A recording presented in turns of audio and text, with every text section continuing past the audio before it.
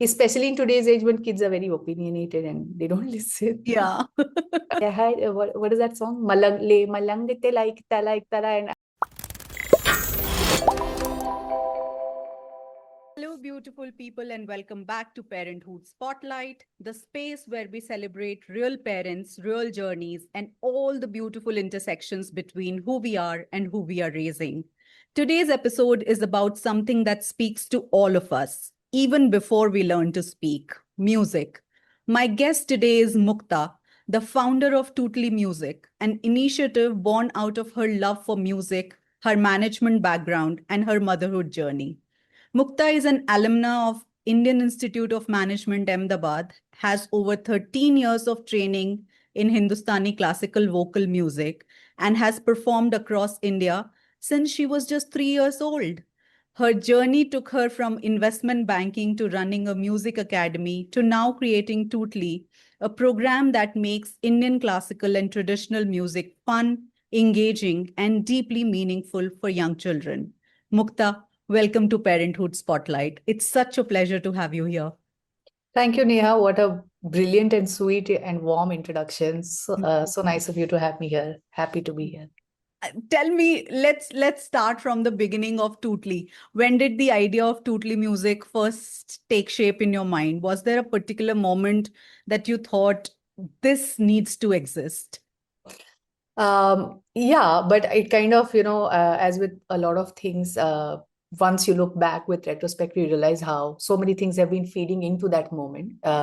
So I've learned music for many years. I've learned music as a child, but even before that, I've grown up in a musical household. So as an infant, I was taken to music concerts. Both my parents are lovers of music. They've never been trained, but they kind of valued the presence of classical music. So there were instruments in the house, there were people singing, practicing in the home. So this was all a very natural environment for me as I was growing up. Training was a separate aspect. I learned for many, many years. I did perform, but kind of when I became a mother and when I saw that spark in my child as a parent of music, and I tried to teach him the way that I have learned, because we learned in a more traditional format, in a guru shishya. It was a very different relationship at that time, a very serious and traditional relationship. And then when I started trying to teach my child, it just fell flat on the face because he just said no, as with kids nowadays. But when I realized that when I'm teaching him without teaching him formally, like making him sit down, he learns much better. So that's when these ideas started. Uh, at the same time, I mean, since I became a mom, I had left my corporate job, which was very, very strenuous and very demanding, long hours. I was in investment banking. So I felt that that cannot kind of balance with being a parent. So I left that. And so in that time between when my son became around 3, which is what I'm saying, I did dabble a bit in freelancing, and I did a lot of work in education, which was something that I was passionate about. It gave me some flexibility of working as a freelancer. So there was a whole new world that I realized was out there of how kids can be educated.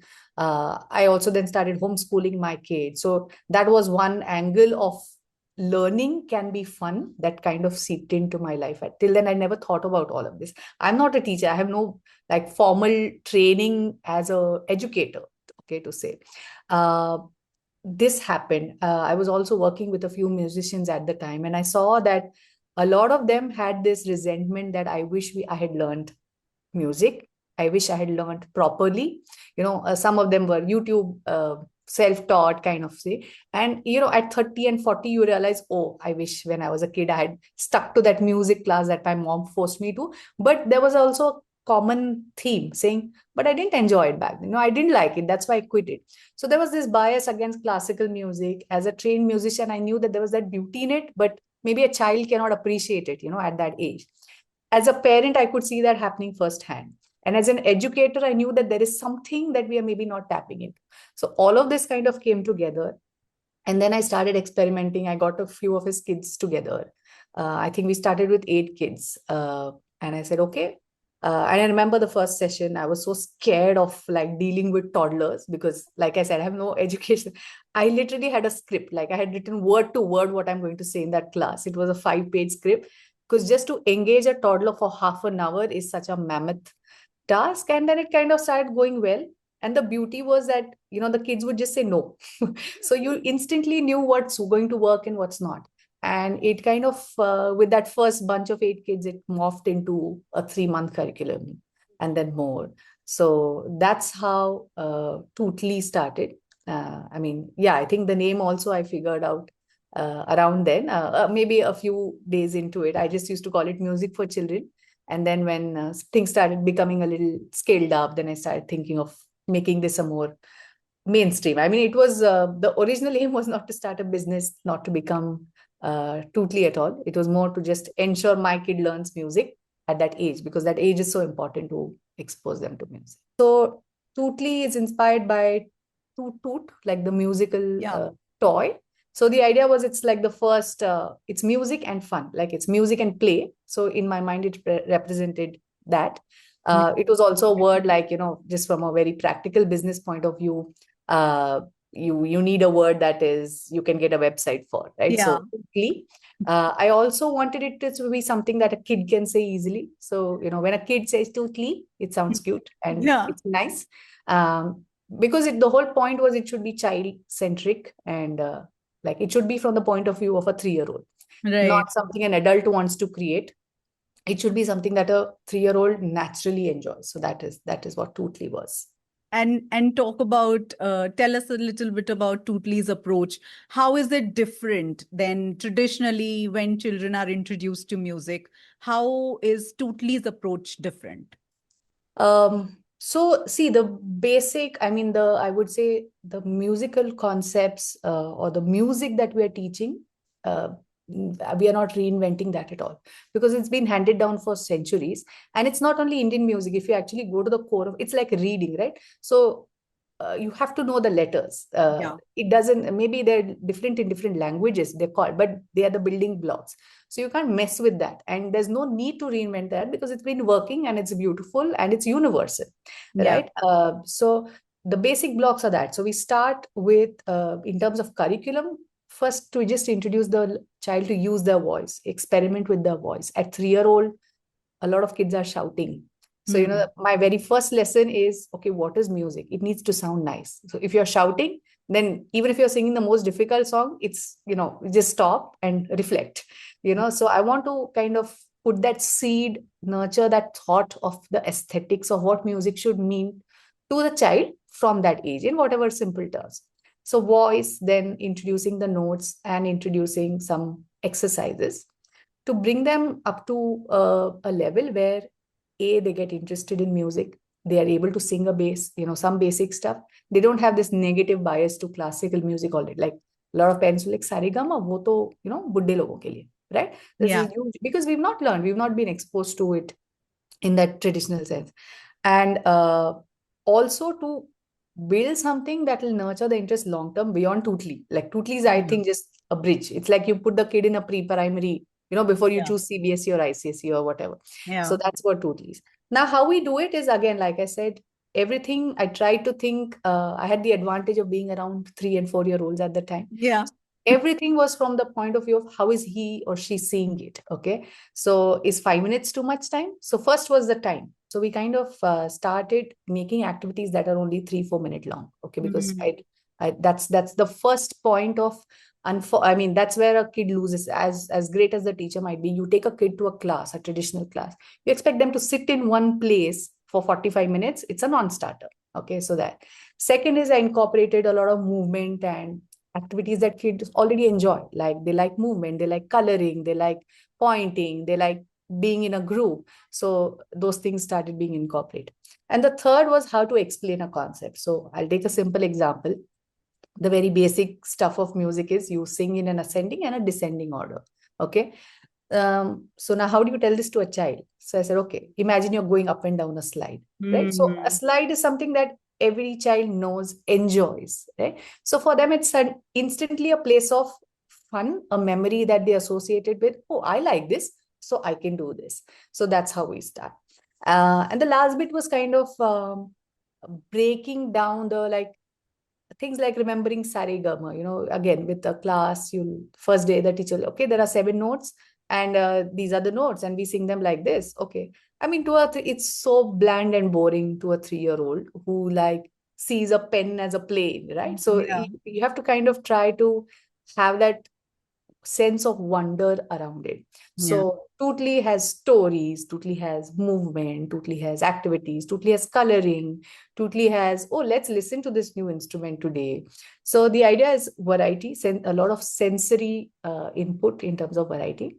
And also from the point of view of a 3-year-old, ensuring that their attention span is interested, by incorporating different elements into it and very gradually taking them along. Uh, the other thing we figured was, which is different to a traditional class, is you might do 60 minutes in a week, right, of a Hmm. traditional class. So maybe you do twice a week, so 120 minutes. So we said, okay, don't do 60 minutes in one go. What if you do 6 days of 10 minutes each, right? Hmm. So then you're, as we see with child, you do something today, you do it tomorrow, they're going to work off of that. So it's the way kids learn, right? They don't learn by sitting and being instructed. They learn by doing and experiencing and enjoying. Yeah. So those are some of the guiding principles that we use at Tootly. So something that as a mother I'm very, very interested in and curious about, like I don't encourage screen time for my child. And it's how do you deal with that? How do No, you? I'm with you. My kid is I'm 11 years old. We don't have a TV at home. He doesn't. We are a no screen home. So even when he was a kid, he had no screens. But I mean, to be screen free for 10 years, I think Yeah. seems like a feat now in today's world, unfortunately. So that was a very it was a question that I grappled with as a parent, morally, and as a business owner, saying I Yeah. can't put something out there that I'm not, it's like Mark Zuckerberg will not let his kids on Facebook, right? Yeah. So how do you put something out there that you don't believe in as a parent? Right. Now, when Tootly started, it was a physical class, but we soon realized that that also has its limitations, because to take a toddler to a faraway destination is not easy. वो आएंगे, then they'll want to, like, go to the bathroom or Yeah. something. So or they're hungry. So there was a limit to which that could scale. COVID actually happened at that time, and then we had to anyway put on our thinking hats and see what we can do in this new world, because we Yeah. didn't know when COVID started how life is going to be. Parents became a little okay with online education. Yeah. But again, with a toddler, this will not work. You can't just take what you did in the classroom and expect the same to work in another format, right? You have to think through it. Uh, the good thing was we had done it for, I think, a good 2-3 years. So about 600-700 kids had done that format. Wow. So we Yeah. knew, like I said, what activities work. And then we tried to translate that to the screen. Okay. Mm. So instead of maybe me drawing on a whiteboard or the child coloring, now they have a worksheet that they download, or, it's on the screen. Regarding the screen itself, this was also a time when in parallel, the edtech industry was booming. There was massive graphics. So I just decided to go the completely opposite way. So Tootly screen is basically white. Okay, there's Mm. nothing on the screen. It's the worst animation you'll probably see in a kid's video. It's like line drawing.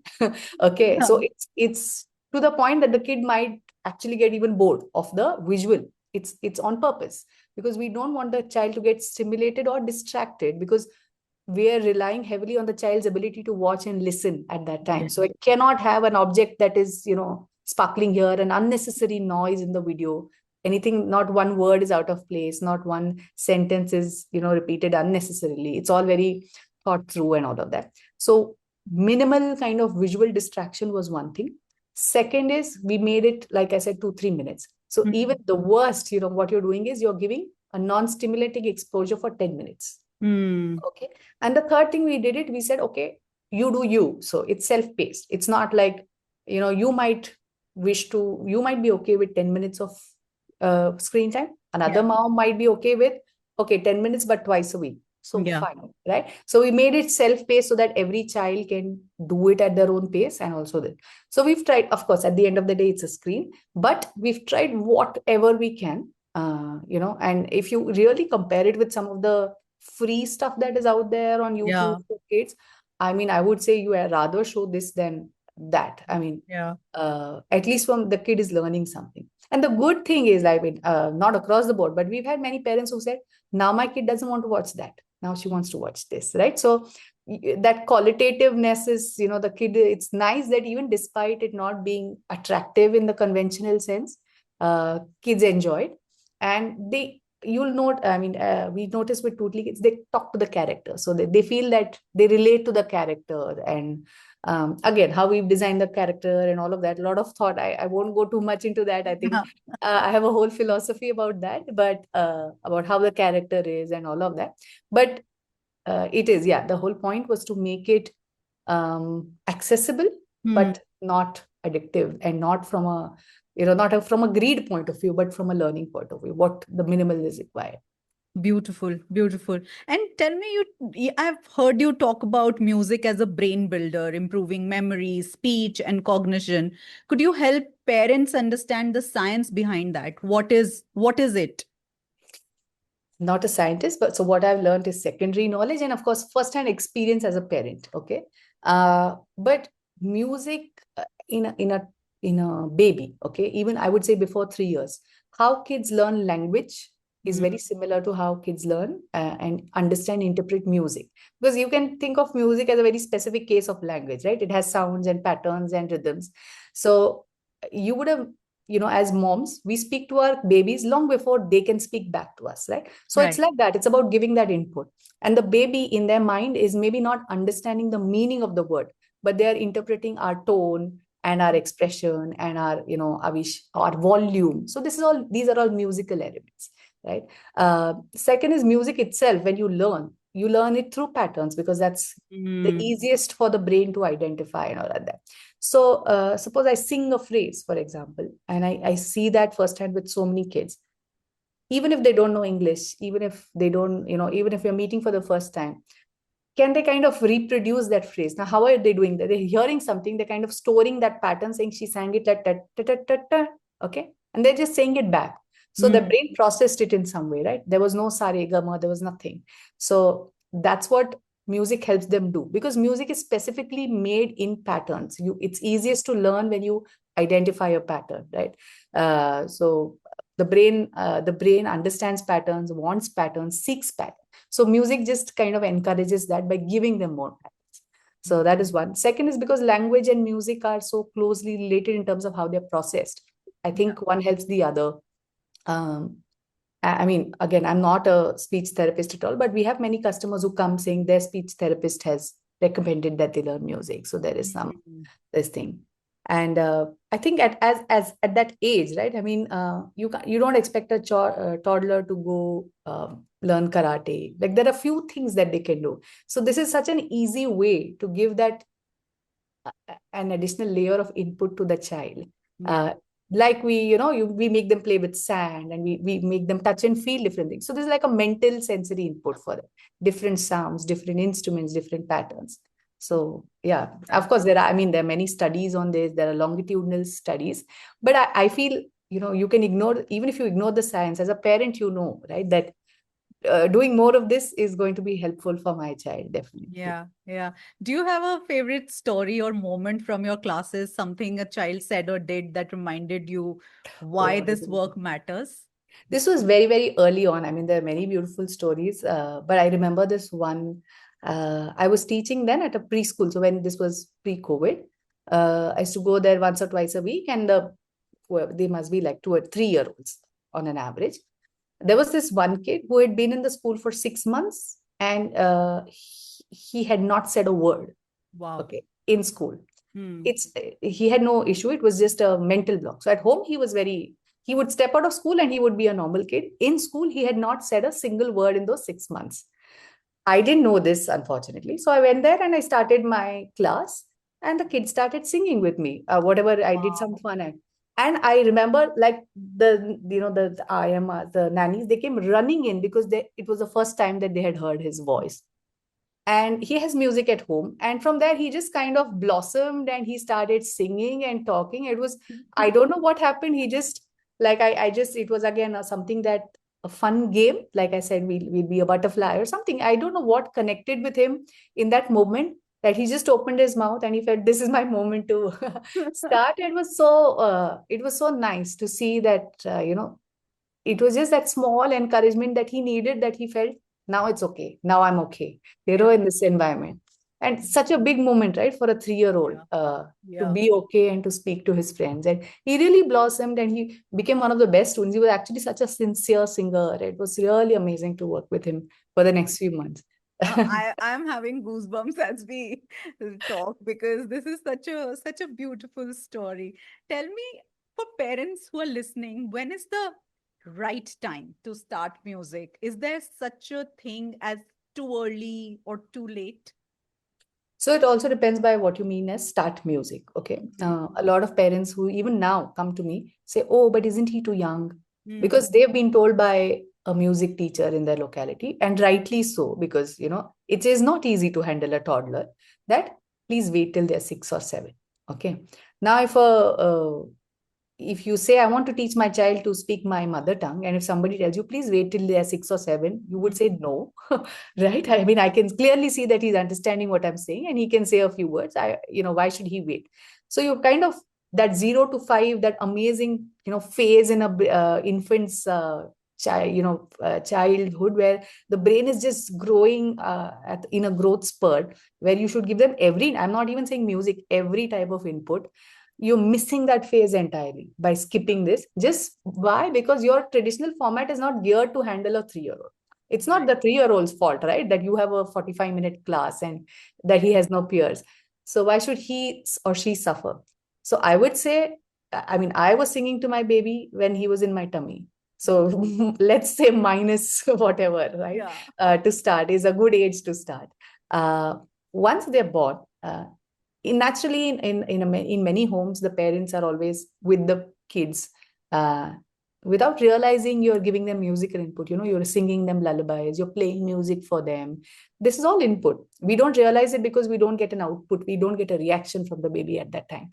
But you see that the lullaby will calm the kid, rocking in rhythm will calm the kid. So these are all musical elements that they are getting exposed and they're reacting to in a way. Yeah. Now, what you can do is, as they grow a little older, maybe they start speaking, till the 0 to 2, I would say just expose them to variety as much as possible, because that's the main ingredient of success at that age. A lot of variety. So what do you mean? Listen to a lot of different music. Okay, instruments, YouTube, the internet is at our hands, at our fingertips. You'll get everything from Indian to and good quality stuff. Listen to music. Second is, talk to them, constantly talking in a sing song manner also at times. Hmm. Right? Three, if you get a chance, expose them to some live music. Maybe you can take them to a temple where there is bhajan. Maybe you can take them out concert. Maybe he'll sleep, no problem, but it's still going in, right? So take live music has a different power. That was another, maybe I'll come back to it, another story, another moment, as you said, that I experienced the power. Um, so take them to live music. Maybe you have a friend who's a musician, just take them there for 10 minutes. Let them hear that guitar or the drum. Let them maybe touch and feel it. You're just giving them that exposure. And once they start speaking a bit, uh, making them learn chants or mantras, because it's a little different. It's like a bridge between speech and music. Chants, because you do say it in a rhythm, right? Right. You do say there's a certain pattern to it. There's a certain rhythm to it. There's also a little bit of a tune and a melody, and there's also a certain you say it the same way every day, so that memory is building. You may not talk a sentence the exact same way every day. But if you're saying, say, Om Bhur Bhuvaswa, we all say it in a certain way every time. So that is reiterating that pattern and that building that memory in that child. So yeah, and then once they're 3, then join Tootly. Absolutely. No, just kidding. Yeah, absolutely. And tell us about that live music memory. I don't want to miss that story. So when we were doing the sessions, I realized that these kids, they don't get like I told you, I used to go to concerts all the time. But I mean, as parents, we may not take our, as parents, first of all, we may not go attend a live music, like a classical concert now. Even if we do, we probably, a toddler is not allowed. Even if they're allowed, we probably will not prefer to take them because con leke jaye. So I realized these kids are not getting exposed to like real music. Like nobody's actually singing for them, nobody's performing for them. So I had a few musician friends. One of them played the sarod, one of them played the flute, violin. So I said, can you come over and I'll have my kids, my Tootly kids, and let's see. I don't know if they'll sit and listen. So the guy came unprepared. They sat for 40 minutes in front, 2 feet from him, and listened to the sarod playing a classical rag. Wow. And he just thought, they are 3-year-olds. What are they anyway going to listen? I'll just show the sarod. I'll do a teow teow a little bit. And for 40 minutes, they sat there because that is the power of live music. See, it's one thing to listen to it on the phone or YouTube, but when you sit in front of that instrument, that kind of stereo effect, it transfixes you. Even a tabla, even a simple instrument like tabla or tanpura. So that's why I was saying, when you get a chance or like actively seek out musician friends and go say, can I get my kid? So yeah, do that, because there's nothing like that. There's really nothing like that. And the kid will surprise you. Every kid can learn music. I think that is another unfortunate, presumption, stereotype that, oh, uske gale mein Saraswati hai, that kind of talk I hear even now. I mean, have you given the child a chance to learn? Then can we judge the child after first you give them a chance? You don't doubt whether a kid will learn math or English, right? I mean, why do you doubt that a kid can learn music? Because let him put 10 years behind it and then we can judge, like, right? I mean, you don't, the first day that you send a kid to school, you don't say, nahi, nahi, aaya nahi abhi ABCD, that's not how it works. So why do that with anything else before giving them a chance? And I mean, all the greats, of course, they have beautiful voices, but it's not that, I mean, Adele is a singer, Shreya Ghosal is a singer, Usha Uttup is a singer. There are completely different voices, right? So it's not about the voice at all, but you've forgotten their years of riyaz and mehnat that has gone beyond where they are. When they open their mouth and you feel good about what you're hearing. So everything requires years of practice. So you need to give the chance to do that first before saying कि ये सीख सकती है या नहीं and all of that, right? So I'm hoping that as maybe these Tootly kids will grow up and their kids, that's my hope, that at least we are rearing a generation of music loving, people who will grow up and not have that bias that, oh, classical music is not for us, and oh, I can't learn music, because they know that I enjoy music, and they'll hopefully expose their kids to music early on. Beautiful, beautiful. And you've now spoken as an educator, but as a mother yourself, how has music helped in your parenting? Has it changed the way you approach calm, creativity, and connection with your own child? Yeah, I mean, see, as a person who learned music, that is part of my identity, because it's not 1 or 2 years. That was only other thing I did apart from academics. So that's my life. So it was a point of connection with me and my child. Like, if he can enjoy music, then I can, it's something we do together. It's something we sing together. And it's also nicer as a parent, you feel good when your kid does well in something, right? Yeah. It's a moment of pride. So when you see your kid like picked up a bandish just because I took him to practice one day and he was playing on the side, but I made sure that he's in the same room, and then that he's singing it the next day. There's that, it's a nice bonding moment. It's a, of all the things, when you're a new mother and you're not feeling good about anything else, I think it's a nice feeling to know kuch to sahi kar rahe hain, that kind of thing. The second is, of course, I saw him pick up a lot. We have a piano at home, and my husband also was learning the piano, and I saw him pick up. I have so many videos of him, trying to mimic my bandmates at that time, and he would have the guitar and he would even copy, and he would be like, what is that song? Malang le malang te like tala, and so it was beautiful to see him enjoy that world. And especially with no screens, we really had to think of things to pass the time, right? So I used to spend a lot of time with him. Singing was one, and all of this was a really nice thing. He hasn't, I mean, of course, he went through the Tootly process and all of that. Even now, he has that this thing, but he's not a performer yet. So he's shy, but he does enjoy music. He does have his taste of music. We share songs with each other. So yeah, definitely, I think it's a fun way to bond with your child, especially if that's part of your own identity as a person, then you can bring it to your parenting. Yeah. And what I'm also interested about is that you talked about how can parents nurture a love of music in the kids.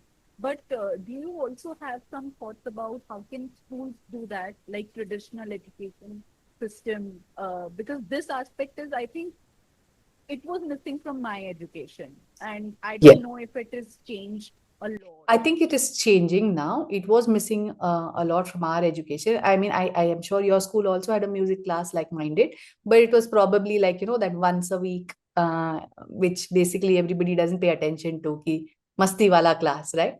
Uh, in higher grades, I still see that in India, because the focus on academics is very, very difficult to waver, right? Still in our system. But in like Montessori schools and pre-primary schools, I see now a conscious effort. Some of the schools, not all, uh, where like SAPA India does a great, great job of taking music to schools, even in smaller towns and cities. Uh, there are smaller educators who might be, individually doing this in schools. Uh, I don't know if there's a structured program like Tootly out of school, but yeah, I mean, school would be the best place to start. It's also because you'll notice that kids learn better with music, right? Why do we have ABCD songs and why do we have songs for colors? Because you remember better when it's rhyming and when it's a pattern and when it's a tune. You actually learn better. So I think we're a few years, or maybe, I don't know, maybe another generation away till music is really integrated into the curriculum. It's still an external kind of, okay, activity class, but I think the quality of that activity is definitely changing for the better. So that's nice. And of course, outside India, this is a big concept. I mean, a lot of my inspiration was also from what has happened in Europe and the US and Southeast Asia over decades now. I don't know if you've heard of a thing called Kinder Music. It's a Europe based. So they had that program. They brought it to India, but again, I think didn't work because it's a little expensive and limited to tier one cities. But and context, no cultural context is not there. But that's what they're doing with their kids. Like they're introducing music and their folk music at ages 3, 4, 5. Kids in Japan are learning violin at that age. I mean, so there's I think we just underestimate the potential of what we can do. So I don't know when that mindset will change will come. Hopefully by the next generation. I don't see this generation benefiting from it. But yeah, for music to be really integrated into this thing. We did do that. You were asking about how it helped in my parents. So when I was homeschooling, so one day we would make a song about something that we're learning, right? Okay, so let's make a poem about this, or let's see how this maths table and this pattern is fitting in. So there's actually so much to be done. But until the education system as a whole accepts कि ऐसे कर सकते, it's going to be difficult. Yeah. And I am also interested about your personal story now, starting at the very beginning. You said you performed on stage when you were just 3 years old. Is that true? Yeah. But I mean, it's not that it was my solo concert. It probably would have been in something where I sang a song. Apparently, I was sitting behind the harmonium and I couldn't be seen above it also because I was that small. Like I said, I've grown up in a musical household, and there was a lot of culture and music. I mean, there was a lot of everything. There was also theater and all of that, theater, literature, music. So we were constantly exposed. It was a very given thing. Ki, haan, there's a play, of course, you're taking part in it. There's a concert, of course, we are going for it. It was not a big deal. I mean, now I realize how big a deal that was to be exposed.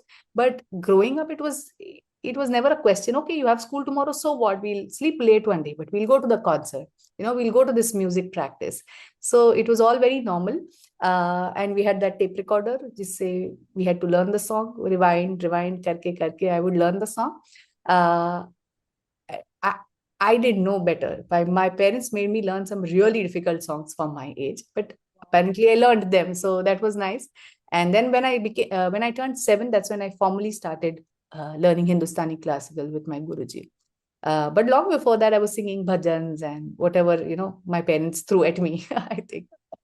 I mean, music is not then, another thing that you did. It was just a part of life, Correct, correct, correct, Right? correct, correct. Yeah, yeah. And so, do you have your earliest memories of music growing up? What are those like? So my parents, my father had a tanpura that he would play every morning, and I would wake up to that music. So he would play, yeah.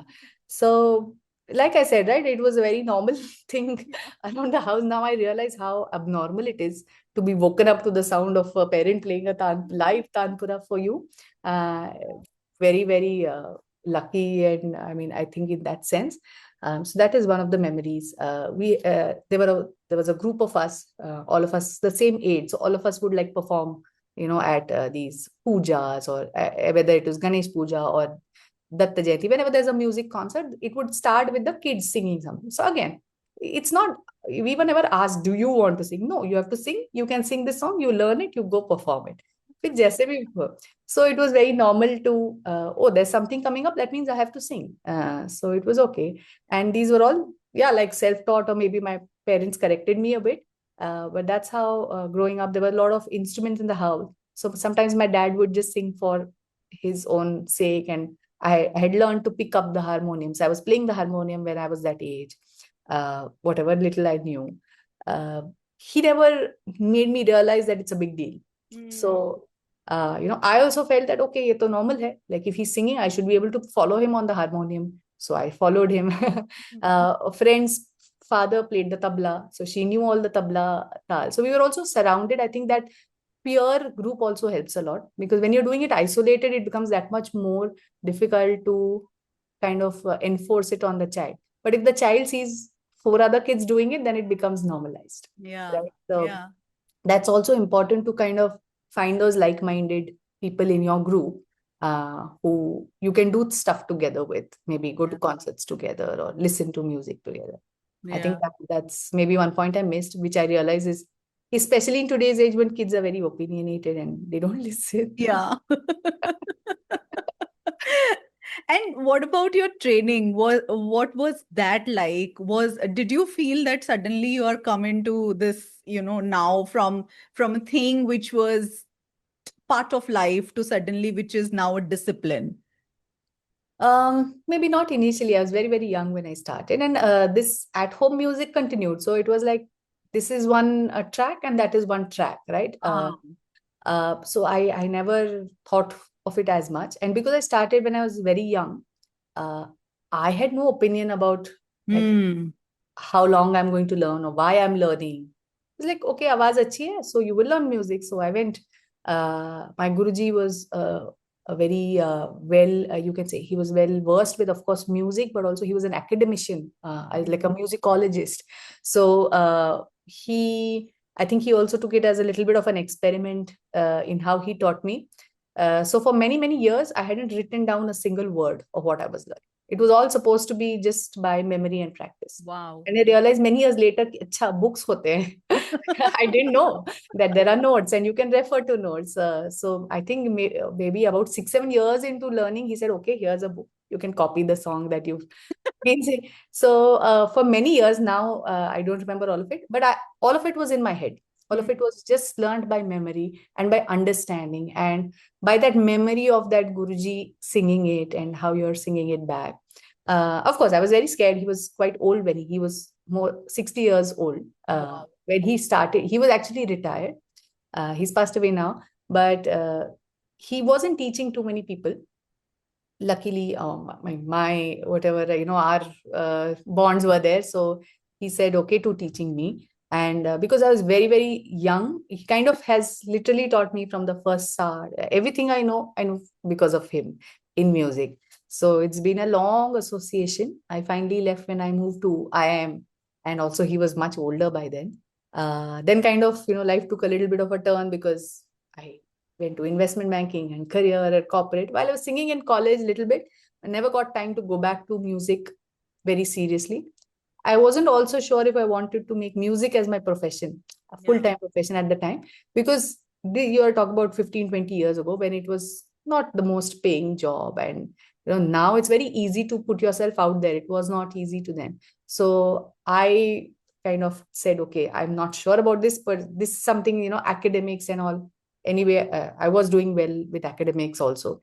So it was an easier route to kind of go to IIM and then the job and then, a salaried, whatever, life, earning life. So yeah, all of that turned when I had a kid. And I think from there we've spoken. So Yeah. that's when I decided to put the brakes on and said, okay, I need to be present for my child. I can't decide to have a child and then be in office 16 hours a day. So yeah. Yeah, but uh, again, a very personal question. Do you miss your old corporate life? No, no. I do miss some aspects. Like, of course, I mean, uh, the kind of money that I earn now is way less. No comparison. So I do miss that. In the sense that I do miss having that luxury of having that money coming in. Uh, and yes, I mean, now, especially post COVID, we are like working in a remote setup. I have a small team. It's mostly women who also need to be home because they're parents. So I kind of miss that, having those office friends and that kind of life of hanging out and chai, going for chai and all of that. But yeah, not too much. It's fine. I think I've changed as a person also after I became a parent. So you kind of value different things at different points in life. Now I value my time, the fact that I'm home when my son comes back from school. I feel that is important for him and for me. So yeah, these are the things I value, and I get to do that because I have my own setup that I get to decide my hours and how I work and what I work at. So that is definitely more important to me now than maybe just the money. So, and I mean, touch wood, we're not in a place where money is that critical. Yeah, that we have to do whatever we have to do. So we are all fairly blessed that way, I think, the kind of lives we live. Yeah. And do you get time for yourself between all of the things that you do? What does time for self look like? Time for self is solving crosswords. But I do enjoy, actually, I'm not much of a loner. Like if I have time, I will look for friends to hang out with, or I'll go out with my family. So I'm not an extrovert. I enjoy company. So I don't enjoy being alone too much, actually. So except maybe at night when I'm tired, then I want to do my crossword or like play cards on my phone and just YouTube and just not think about anything. I do get time. I think a little bit of a problem with my day is that it varies every day. So it's not a fixed schedule. It's not like 9 to 5, and I know that I'll be free at this time every day. It's because one is because I run my own business, so you can't really switch off a lot of the times. It's not hectic. There's no tension, but it's you're always seeing the messages, the emails, and half a little bit of your mind is on that. The second is I'm fairly involved, with at home and my child, so that takes up a little bit of my bandwidth too. Yeah, we stay in Hyderabad where our both sides of our family are. It was a decision to move back here so that we are with the family. So yes, there is a lot of social meetings and all of that takes my time. But I enjoy it. I think I enjoy the flexibility of it more than anything else. Yeah, that sounds lovely. And tell me on a very personal note, do you have any rituals or things that you do with your partner or with your son that that is reserved for just the three of you, just the two of you, whichever one that you're doing that thing with, and So with my partner, it's probably, I think we just get time in the evenings or after dinner. So yeah, we like to go for a calm walk, maybe a 20-minute walk, just catching up on the day. On Sundays, we like to go somewhere, sit at a coffee shop. We just like neither of us are, because for 6 days are working for both of us. So that one Sunday is very valuable, those few hours. Or just kind of go sit somewhere, have a coffee, that kind of a thing. With my son, yeah, there are many more rituals. Usually, I think 90% of the time I'm there with him when he's off to bed. So that is one. That's when, the something that's on his mind comes out without asking. I'm usually, like I said, I spend some half an hour with him when he comes back from school. So what happened at school? this and that. We also like to do a few things together. Like he enjoys cooking, so that's something he and I do together. Even my partner enjoys cooking, so cooking is, I think, something that all of us enjoy at times. So that's one more thing that we do together. And I like that my son also enjoys cooking, because I think he should grow up knowing to cook. And so it's nice. It's nice, especially if we are having somebody over, then, we're preparing, we're planning the menu, we're just deciding what to have this week and all of that. So yeah, some of those things. Okay. And going back to Tootly, I want to ask, was there any reservation that you faced when it came to kind of recruiting your first batch of children, or getting customers, and when you started to scale up the business, were there any challenges that you faced in convincing people that music could be taught in this way? Yes, I mean, initially, I think the challenge was more internal, because till then, as I said, I had been like a normal corporate job, a high earning corporate job. It's a very different life and different mental setup that you come from.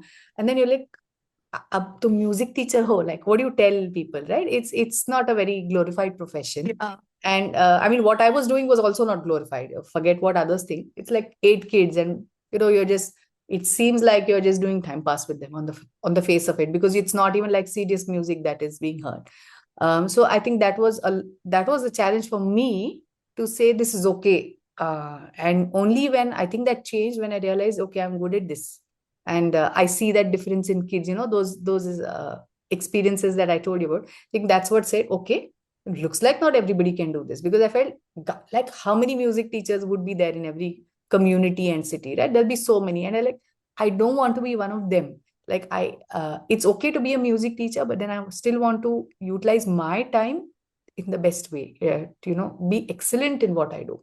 So first challenge was internal, to kind of get used to doing that.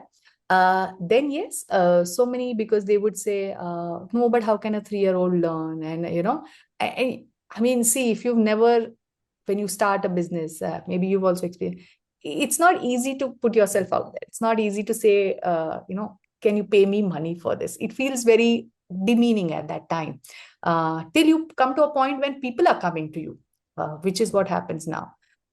So yeah, that is a challenge. Now at this scale, the challenge is more about how to make it work for every kid, because when we started, it was a small group. It was probably people we knew, like-minded people. So the way the kids were learning, I could anticipate it. Now we're a big business. I mean, almost 3,000 kids have at some point done it. So not every child is the same, not every parent is the same, not every parent has the same expectation. So what works for one child doesn't work for the other. So even though there have been so many kids, every kid is a new kind of challenge, because, oh, now what is not working for him, and I have to figure out. And the format is that you're not dealing with the parent or the child every single day, right? You're not. So they're doing something in the background, and then at some point when you meet, then you have to figure out what went right and wrong, and kind of in that one meeting, try and help them, try and convince them. A lot of the times also, people don't feel कि ये तो उसमें क्या है, तो YouTube पे देख लेगा, सारे गमा, like what we're trying to teach may not be understood every time by a parent, because they don't have the background, like so it's difficult for them to understand at that level of what we are trying to do. Also sometimes immediate results are not seen, then not every parent has the patience for that. So those are more challenges now, because these are kids that we don't know. These are kids that we've not met physically. Like, imagine just getting 15 minutes with a kid on Zoom and trying to gel and interact and form a rapport with them suddenly. Yeah. So it is difficult. So I think those are more scale related challenges that come now. And even now, like you said, music is not mainstream. Music is not a priority. Music is not it's not something that every parent feels रहना चाहिए. I was saying now also it is more like a hobby. It is not a mainstream subject. Correct. Yes, absolutely. So that's why I said, like, it is still a output oriented hobby. Can she sing? Will she become a singer? But that's not why you need to learn music, right? I mean, You don't have to learn music only to become a singer. You can learn music to appreciate music or to enjoy music or just to have music in your life. That change, I think, is slowly coming. I wouldn't say it's not there.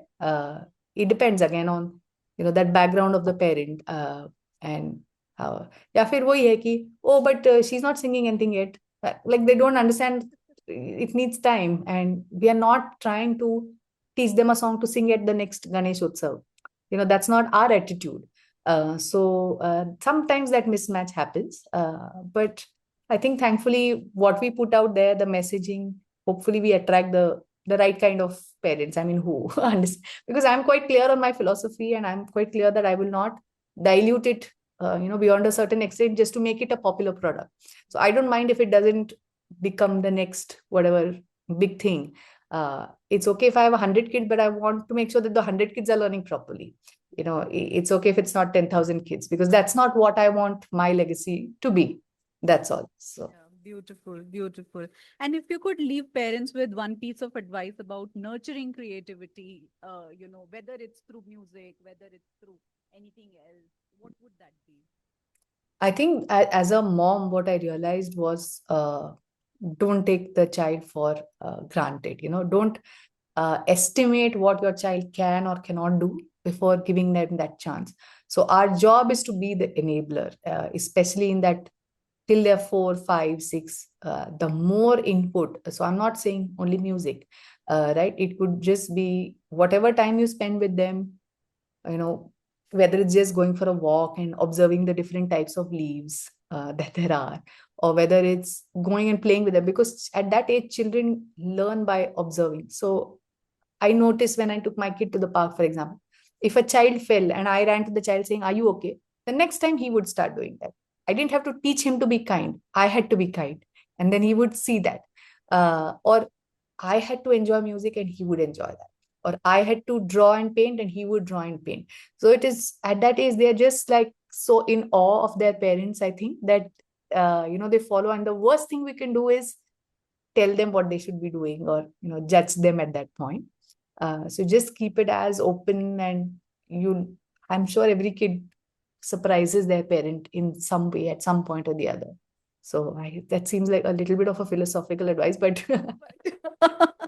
I think we can all do with that because yeah. we all need to hear such philosophies, time and again.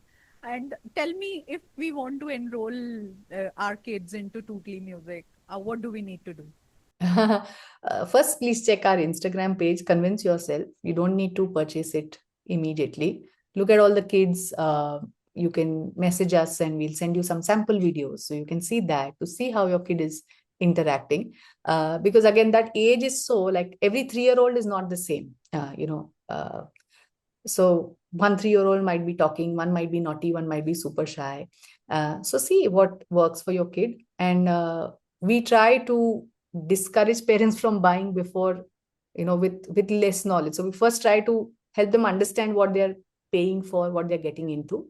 And then, and I think it's nice that I hear a lot of parents say, "Oh, I've been following your account for 6 months and now so I feel good.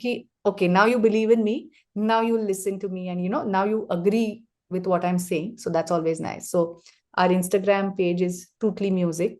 Please head to that, watch it. I mean, or see. So all those kids are all Tootly kids. It's all real videos, and me and whatever, whoever it is. They're real parents saying real things and saying real challenges also, because it's not easy. No, it's not easy to make a kid learn. Any parent will tell you that. You don't have to be a teacher to know that, right? It's not easy to manage a child. So it's about what you say. Okay, this is okay, and I'm happy with this. So it's nice to see those journeys of the kids from when they started with us, and 6 months and 8 months, and how they go on to learn music later. And then the parent is like, "Oh wow, she's asking me, I want to learn the violin. I didn't even know." So because she saw the violin video, in a Tootly video. Yeah. So I think that should be the journey, a gradual journey, and not a impulse purchase, is what I feel will take you farther. We'll also put the details of your Instagram account in our show notes. Oh, how nice. Yeah, and just my last question to you, a light one to end on. if you could gift every child in the world one song to grow up with, do you have a song? What would it be and why? Do a Deer from Sound of Music. It's I think that movie has done our generation a huge favor by, again, the same thing. Music, kids, music can be fun. Learning music can be fun. It's a huge inspiration for Tootly also, of how that whole how she teaches the kids, in that. So I think Do a Deer, it's not my gift to give, but it's already out there. So yeah, that's a beautiful song to grow up with and learn. And it's also not, it's also a technical song, so you'll end up learning something if you actually sing that song properly. It's not as easy as it looks or sounds. Beautiful. Mukta, this has been such a heartwarming and inspiring conversation. Thank you. Thank you for sharing your love of music with us. Thank you for sharing what you shared. And I personally, I mean, I'm sure our listeners are taking away a lot as well. But I am personally taking away so much. I can't wait for my child to turn 3 so that I can subscribe to Tootly. Thank you so much How for being here. sweet. Thank you. Lovely chatting with you too. It's always nice to speak to a kindred parent, who has Yeah. the same thoughts as you. So lovely chatting with you too. Thank you. And to all our listeners, thank you for joining us today. If this episode struck a chord with you, please do subscribe to Parenthood. Share it with a friend who loves music or parenting conversations and leave us a review. It really helps more people find our show. Until next time, I am Neha and this is Parenthood. Take care. Bye bye.